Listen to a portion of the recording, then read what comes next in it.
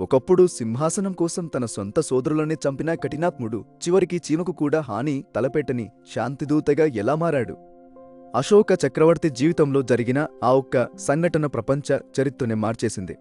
బిందుసారుడి కుమారుడిగా పాటలీపుత్రులో జన్మించిన అశోకుడు చిన్నప్పటి నుండే చాలా కోపిస్తి.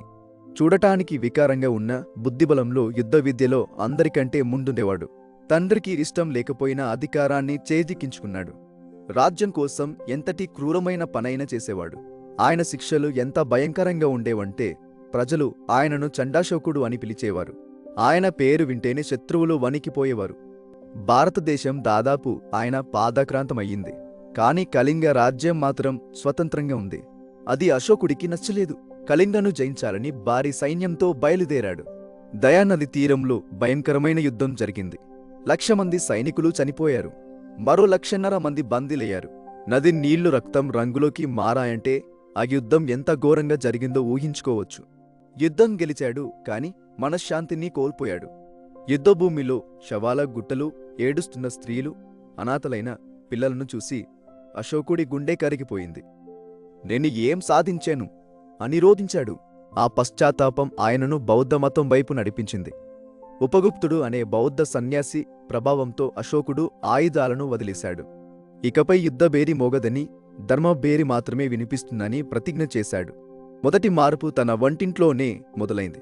రాజవంటశాలలో ప్రతిరోజు వందల జంతువులను వండేవారు. అశోకుడు దానిని పూర్తిగా నిషేధించాడు. కేవలం శాకాహార భోజనాన్ని మాత్రమే అనుమతించాడు.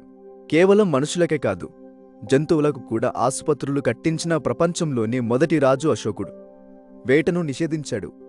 మూగజీవాలను హింసించడం నేరంగా ప్రకటించాడు. సబ్బేమునిసా పజామమా అంటే ప్రజలందరూ నా బిడ్డలు అని ప్రకటించాడు. రహదారులకు ఇరువైపులా చెట్లు నాటించాడు. బావులు తవ్వించాడు. ప్రయాణికులకు సత్రాలు కట్టించాడు. తన సందేశం ప్రజలకు చేరాలని దేశమంతట పెద్ద పెద్ద రాతి స్తంభాలపై ధర్మసూత్రాలను చిక్కించాడు. తల్లిదండ్రులను గౌరవించటం, సత్యాన్ని పలకటం, దయ కలిగి ఉండటం అందులో ముఖ్యమైనవి. కేవలం భారతదేశానికే పరిమితం కాకుండా శ్రీలంక, బర్మా వంటి దేశాలకు బౌద్ధ మత ప్రచారకులను పంపాడు. తన సొంత కూతురు సంఘమిత్రను, కొడుకు మహేంద్రుడిని శ్రీలంక పంపాడు. అశోకుడు స్థాపించిన సారనాథ్లోని 4 సింహాల చిహ్నమే ఈనాడు మన భారతదేశ జాతీయ చిహ్నం. అలాగే మన జెండాలోని అశోక చక్రం కూడా ఆయన ధర్మ పరిపాలనకు గుర్తు. అశోక ధమ్మం అనేది కేవలం మతం కాదు, అది ఒక జీవన విధానం. మనుషులు ఎలా నడుచుకోవాలో నేర్పించిన నైతిక విలువలు అవి. ప్రపంచానికి శాంతి మార్గాన్ని చూపించాడు. గౌతమ బుద్ధుని అవశేషాలపై దాదాపు 84,000 స్తూపాలను నిర్మించాడని చెబుతారు. సాంచి స్తూపం అందులో అత్యంత ప్రసిద్ధమైనది. బౌద్ధ వాస్తుశిల్పానికి ఆయన ఆద్యుడు.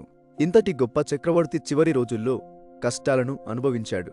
రాజకోశం ఖాళీ అయిందని మంత్రులు ఆయన దానాలను అడ్డుకున్నారు. అయినా ఆయన దానగుణం తగ్గలేదు. క్రీస్తు పూర్వం 232లో అశోకుడు మరణించాడు. కాని చండాశోకుడుగా మొదలై ధర్మాశోకుడుగా చరిత్రలో నిలిచిపోయాడు. రచిజీ వెల్స్ అనే చరిత్రకారుడు ఆయనను నక్షత్రంలా వెలిగే రాజు అని పొగిడాడు. యుద్ధం ద్వారా గెలిచిన రాజ్యం కంటే ప్రేమ ద్వారా గెలిచిన మనసులో శాశ్వతమని నిరూపించిన రాజు అశోకుడు. నేటి అల్లకల్లోల ప్రపంచానికి అశోకుడి మార్గమే శరణ్యం. మనిషి తలుచుకుంటే ఎంత గొప్పగా మారగలడో చెప్పడానికి అశోకుడే నిదర్శనం. ఆయుధాన్ని వదిలేయడం పిరికితనం కాదు, అది అత్యున్నతమైన ధైర్యం. శతాబ్దాలు గడిచిన అశోక చక్రం మన జెండాలో తిరుగుతూనే ఉంది. ఆయన ధర్మం మన దేశానికి దిశానిర్దేశం చేస్తూనే ఉంది. రాజంటే అధికారం కాదు, బాధ్యత అని చాటి చెప్పిన అశోక చక్రవర్తికి ఘన నివాళి అర్పిద్దాం. అశోకుడి జీవితంలోని ఈ మార్పు మిమ్మల్ని కదిలించిందా? అయితే ఈ వీడియోని లైక్ చేయండి. ఇలాంటి చరిత్రలు మరిన్ని తెలుసుకోవడానికి తెలుగు ట్రిల్స్ ఛానల్ని సబ్స్క్రైబ్ చేసుకోండి.